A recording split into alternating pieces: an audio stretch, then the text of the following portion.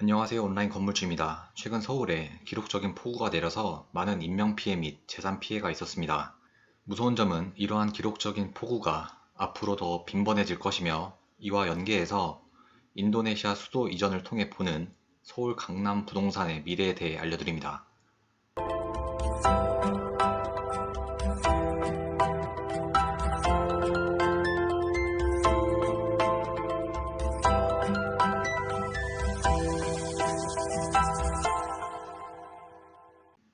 단연코 대한민국의 핵심지는 누가 뭐래도 서울 강남입니다.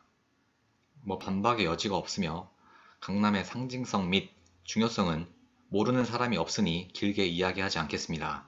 이러한 강남이 최근 엄청난 비 피해를 입었습니다. 서초역 사거리가 완전 물바다가 되어 도로의 경계선이 안 보입니다. 서초구에 있는 유명 아파트 지하 주차장도 완전히 잠겼고요. 잠수교도 물이 저렇게나 많이 잠긴 건 오래간만에 보는 것 같습니다. 강남역 사거리도 완전히 아비규환이 되었습니다. 강남을 떠나 안국동, 이수역 등도 완전 물폭탄이었습니다. 이런 기록적인 폭우 와중에도 배달 가시는 분이 있네요.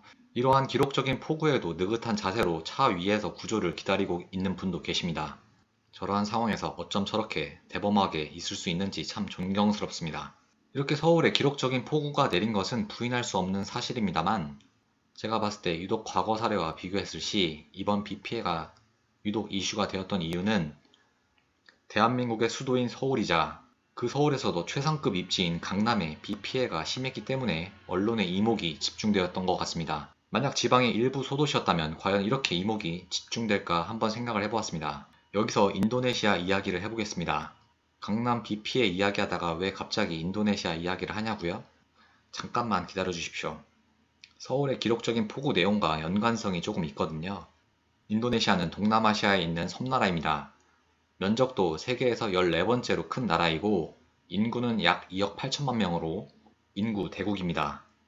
인도네시아는 GDP 기준 세계 15위권의 경제 대국이며, 인구수로도 2억 8천만 명으로 세계 4위 인구 대국입니다. 중국, 인도, 미국 다음이 인도네시아입니다. 섬나라 중에서도 세계에서 가장 큰 영토의 섬 국가입니다. 이러한 인도네시아는 경제 성장률도 높은 편이며 인구 분포도 젊은 층 비중이 상당히 높습니다. 즉, 노령화가 급속히 진행되고 있는 한국에 비해 국가 전반적으로 연령이 어리다는 뜻입니다. 자동차 판매량도 꾸준히 증가하고 있는 나라 중에 하나이고요. 현재도 인도네시아는 동남아시아 최대 경제 대국이지만 앞으로도 성장성이 엄청 기대되는 국가입니다. 이러한 인도네시아가 최근 수도를 이전하는, 즉 천도 작업을 진행하고 있습니다. 인도네시아는 크게 4개의 섬으로 구성되어 있는데, 인도의 수도인 자카르타는 현재 자바섬에 속해 있습니다. 그런데 이 수도인 자카르타를 또 다른 섬인 보르네오 섬으로 수도를 이전하려고 합니다. 새 수도의 공식 명칭은 누산타라입니다. 수도 이전 예산만 약 40조라고 하는데 정말 천문학적인 숫자입니다. 하지만 제 생각에는 이 40조보다 더 들지 않을까 싶습니다. 왜냐하면 수도 이전 부지인 누산타라는 일반 평지가 아니라 사진과 같이 정글지대입니다. 도로 등 기반 시설을 닦으려면 어찌되었든 저러한 우림을 다 밀어야 하는데, 이러한 비용이 만만치 않을 것이고 시간 또한 꽤 장기간 걸릴 것으로 예상이 됩니다. 그런데 왜 멀쩡한 수도인 자카르타를 두고 천문학적인 비용이 드는 천도 작업을 진행하는 걸까요? 자카르타의 교통체증, 극심한 대기오염 등도 있긴 하겠지만 가장 중요한 이유가 있습니다. 바로 수도인 자카르타가 매년 25cm 가라앉고 있다는 것입니다. 10년 동안 2.5m가 가라앉은 것으로 집안 침하가 심각하게 진행되고 있다는 뜻입니다. 현재도 거의 자카르타 도시 절반이 해수면보다 지대가 낮습니다. 집안 침하의 이유에 대해서는 지구온난화로 인한 해수면 상승 및 무분별한 개발, 상수도 부족 문제를 해결하기 위한 지하수 개발이 원인으로 꼽히고 있습니다. 관건은 이렇게 집안 침하가 진행이 되어 도시가 물에 잠긴다면 그 도시가 해당 나라의 최고 핵심지이든 인프라가 엄청나게 깔려있든 언제든지 해당 핵심 지역이 다른 지역으로도 이전될 수 있다는 것입니다. 인프라가 깔려있는 도시를 다른 지역으로 이전하게 되면 엄청난 비용이 드는데도 말이죠. 이유는 땅이 물에 잠기면 사람은 살 수가 없습니다. 막대한 인프라를 쏟아 부어서도 그 지역에 사람이 살 수 없다면 그 지역은 무용지물이 될 것입니다. 현재 지구온난화는 생각보다 훨씬 심각합니다.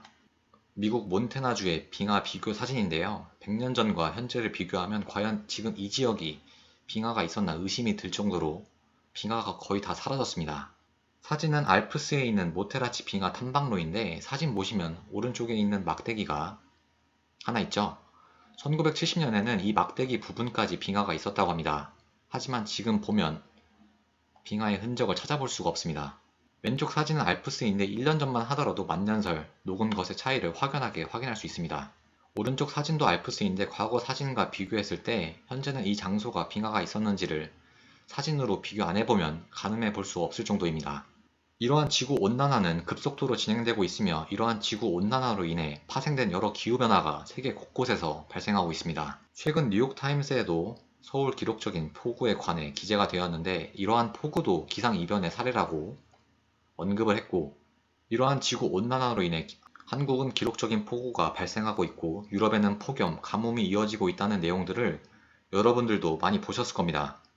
이러한 기후변화는 점점 불규칙하고 예측이 점점 어려운 형태로 변화되어 가고 있습니다.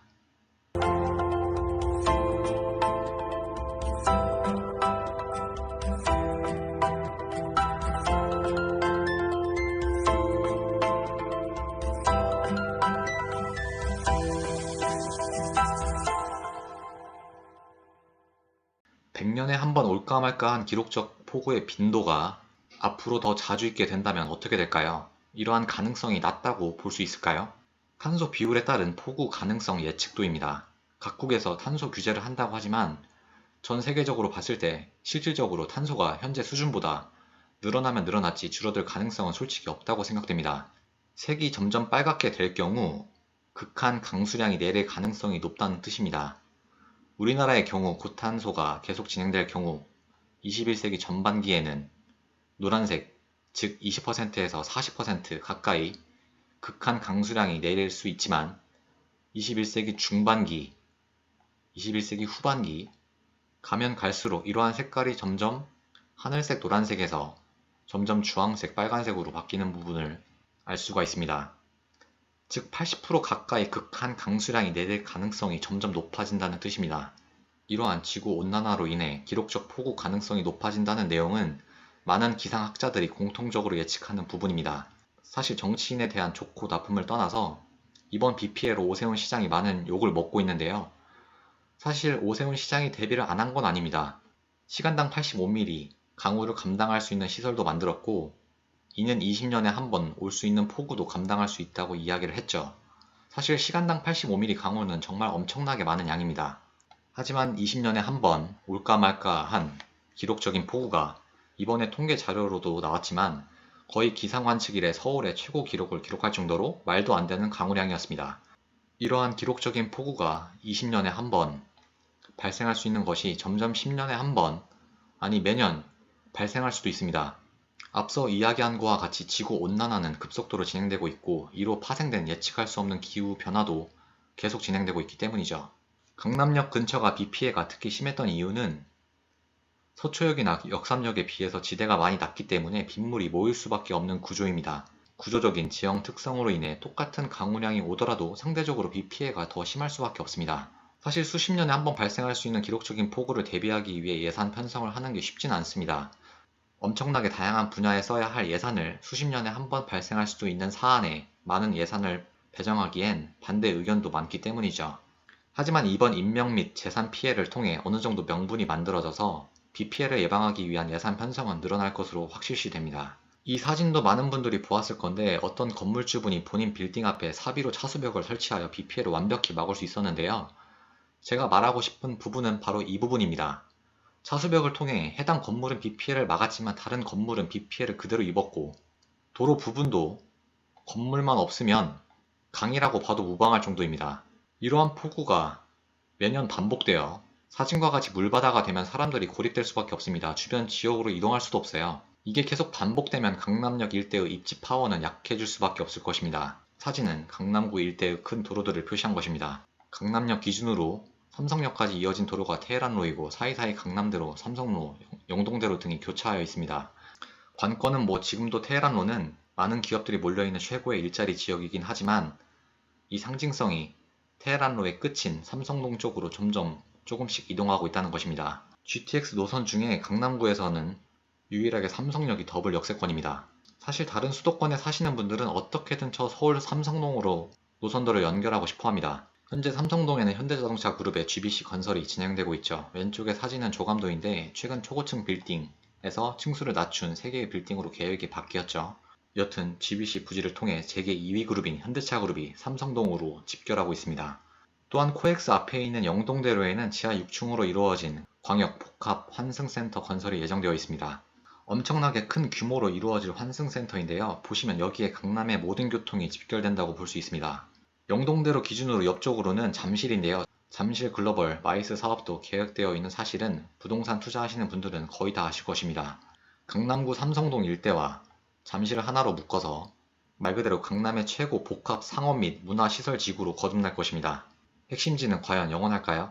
물론 강남의 최상급 입지는 절대 쉽게 무너지지 않을 것입니다. 대한민국 사람이라면 누구나 입성하고 싶어하는 최고의 지역이죠. 하지만 강남도 생각보다 면적이 크기 때문에 강남구 내에서도 지역별로 입지의 차이는 분명히 존재하며 그 입지 파워도 무한정 지속되지는 않을 것입니다.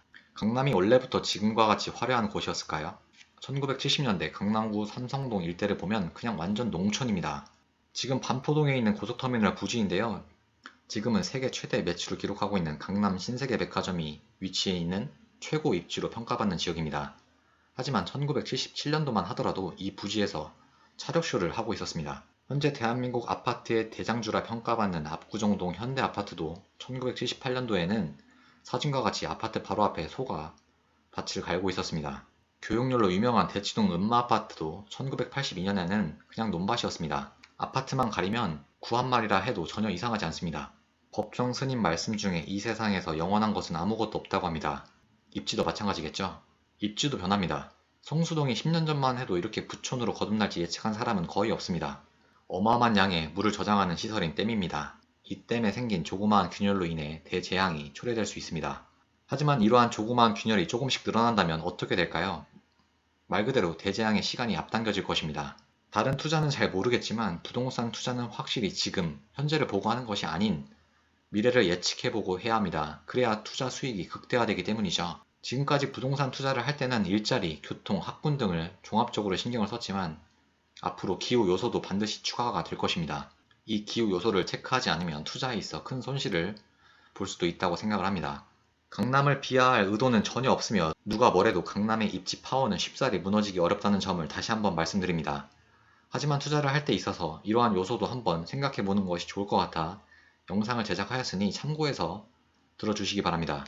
오늘의 영상을 마치겠습니다. 부족하지만 좋아요, 구독 눌러주시는 분께 진심으로 감사하다는 말씀을 드리며 현재 구독해주신 구독자분들을 위해서라도 더 좋은 영상 만들도록 노력하겠습니다. 무더위 건강 조심하시고요. 다음에 또 알찬 영상으로 찾아오겠습니다. 감사합니다.